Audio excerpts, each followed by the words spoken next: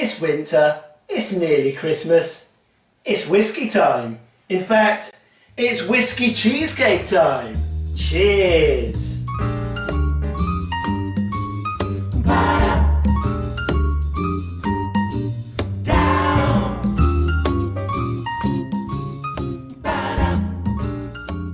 Yes, baked American cheesecake with sultanas and whiskey. Now if I can just geek out about whiskey for a second. For years I couldn't stand the stuff, I couldn't get on board with the flavour. But something about sitting by the fire on a nice cold winter's evening, sipping a good glass, had such appeal I really persevered. And last year I stumbled across a YouTube channel called The Whisky Vault with Daniel and Rex. I'll leave a link below. Go and check them out. If these guys can't inspire you to be interested, excited about whiskey, I don't know who can. And Rex was often recommending a whiskey called Monkey Shoulder as kind of a entry-level whiskey, friendly flavours, vanilla, caramel.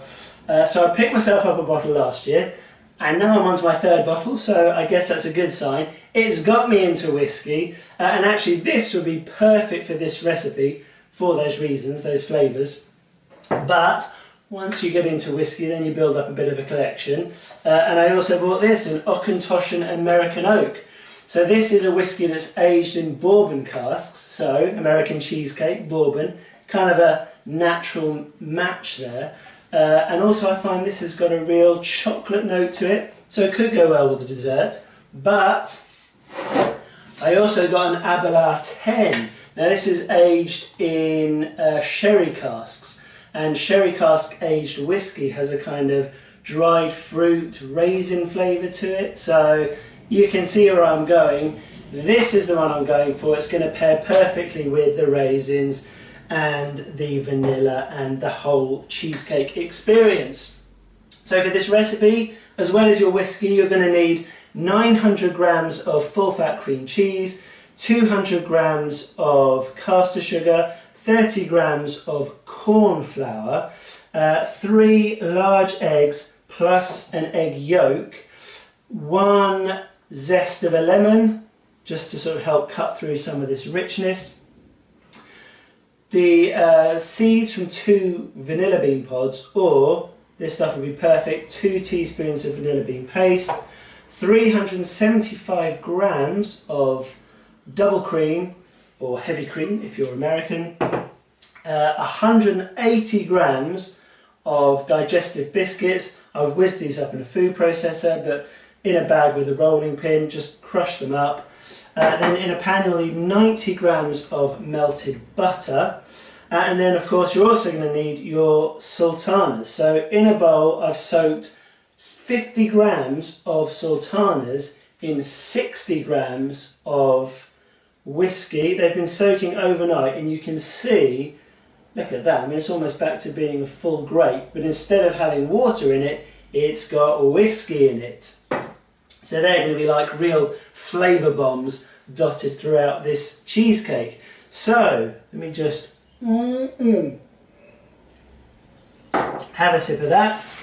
Okay, so into our 90 grams of melted butter, we'll add our 180 grams of crushed digestives, mix that in, and I also just like to add a little pinch of flaky sea salt. I just think that works with the sort of sweet biscuits. They naturally have a bit of salt in them anyway, which is why I like eating them with cheese, but I'm just going to amp that up here.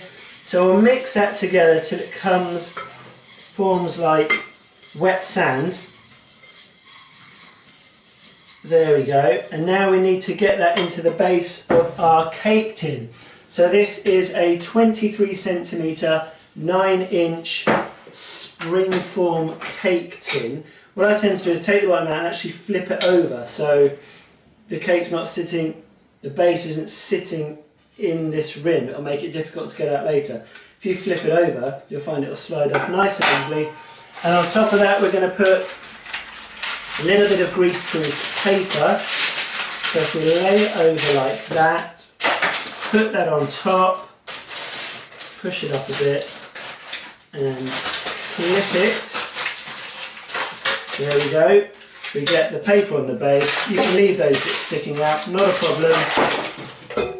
And now we'll get that in.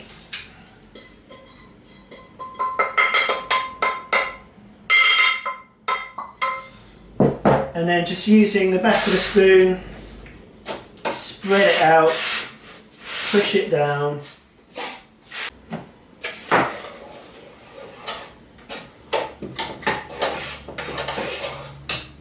There we go, nice, flat, smooth. And now actually going to bake that in an oven at 180 degrees just for 8 minutes to make sure it stays together and gives us a nice crisp base. There we go, so that's had 8 minutes in the oven. You can see it's just puffed up a little bit, gone nice and smooth, just getting a bit of browning around the edges. So we'll put that to one side to cool whilst we make the filling. So into our KitchenAid, or if you haven't got a KitchenAid, you can easily make this in a bowl. Just beat it up with a wooden spoon to start with till the cream cheese is a bit softened, and then just whisk everything else in with a whisk. So into the bowl you're going to need to add your 900 grams of cream cheese, like that, 200 grams of the caster sugar, the 30 grams of corn flour. That's just going to help set and stabilise the cheesecake. Get all that out. Then we'll grate in our lemon zest. I don't like too much lemon, but I just think a little bit, just like I say, helps cut through that richness, freshen it up a little bit. There we go. And then we'll also add our vanilla paste at this point. So 2 teaspoons, 1, 2. There we go. And now you want to beat that just to incorporate it all and make a nice smooth mixture. So on a low speed to start with so it doesn't go everywhere.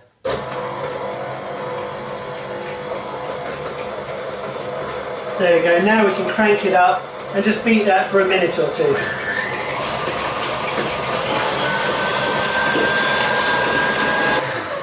Okay, that's looking nice and smooth.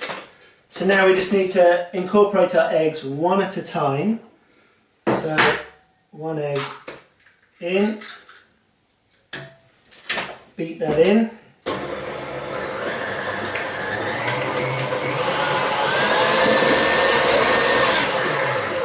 Second egg.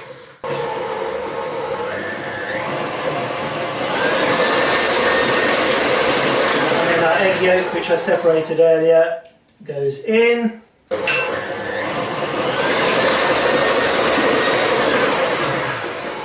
And now we just want to add the juice from the raisins, so the excess whiskey. So if you just hold the raisins back, pour that in. There we go. Give that one more little beat. Lovely. And now we want to incorporate our cream. Now you don't want to beat it for too long, otherwise it's going to get really thick as you whip the cream. So we'll get the cream in and again beat it for like up to a minute, just till it's thickening. You want it to be a little bit thick because that's going to help your sultanas not all sink to the bottom. But you don't want to go too far, otherwise you're going to find it difficult to pour it out into your tin.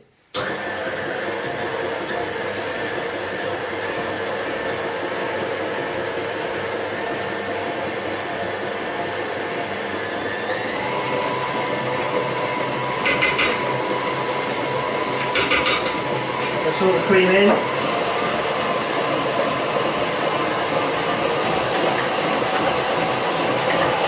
There we go, that's come together nicely. So it's thick but not too thick. So now if we just scrape that off of the paddle,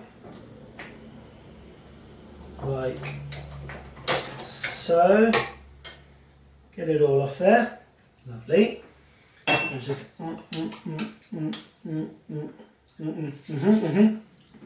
then we'll sprinkle in our sultanas, and now just use a spatula just to fold them in, and also to make sure you haven't got any sort of cream cheese just stuck at the bottom. The mixer does a good job, but sometimes it can just leave a layer of cheese at the bottom. So really dig down, scraping the sides, and fold those sultanas in. We don't want to use the mixer to mix them in because we want to keep them whole. We don't want them to get smashed up. So when you're eating this, you get those little pockets of raisins filled with whiskey.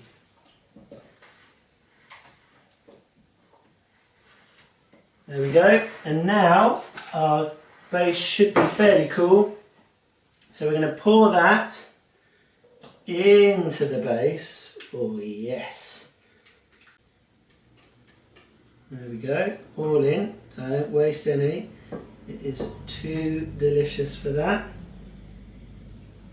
Then we'll just spread that out. There we go. It's going to be a nice deep cheesecake. Okay. And then to bake this, we're actually going to bake it in a water bath. So first thing you want to do is get some tin foil, put the whole cake tin in there and just pull the sides up. Try and do it evenly. And that will stop any water being able to get in through the loose bottom of the tin.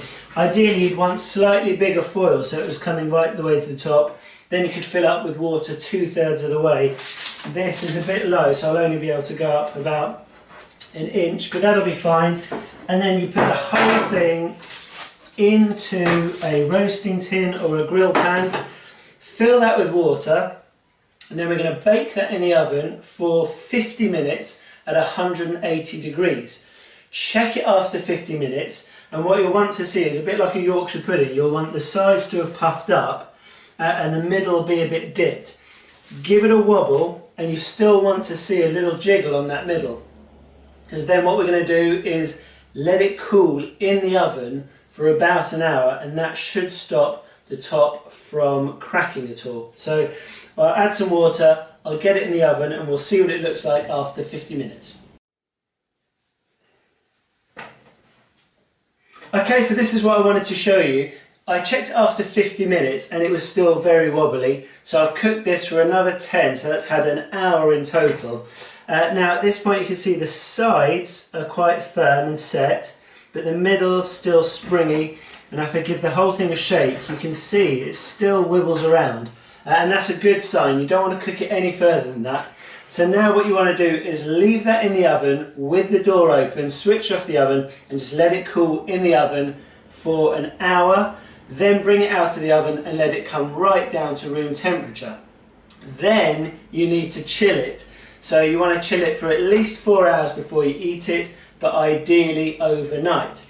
If you cut into it once it's cooled, it's going to be kind of a bit like a flan, a bit moussey, a bit still a bit wobbly inside. But once it's had time in the fridge overnight, it'll sink down, become a bit more dense, and you'll get that kind of velvety cheesecake that we are after. So I'm just going to go and pop this back in the oven to cool, and then once it's cooled and chilled, we'll unmold it.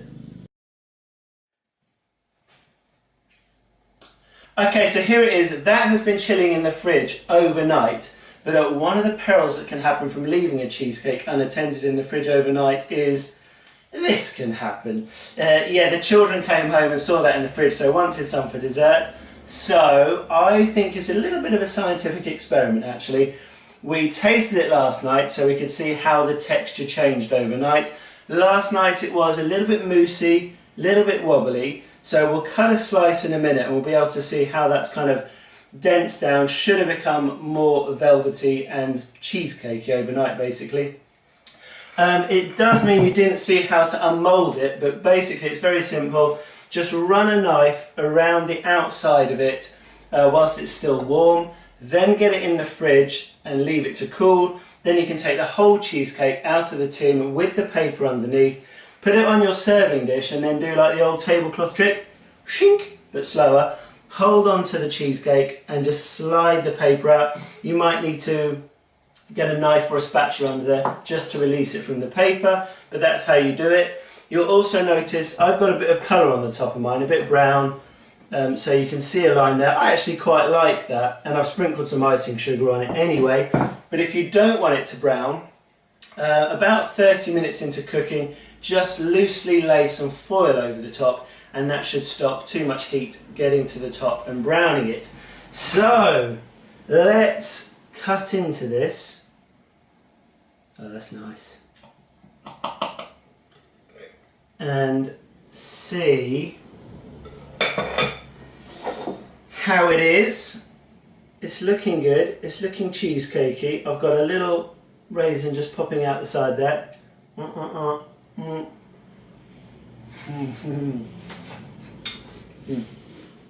Oh, a pretty big mouthful, but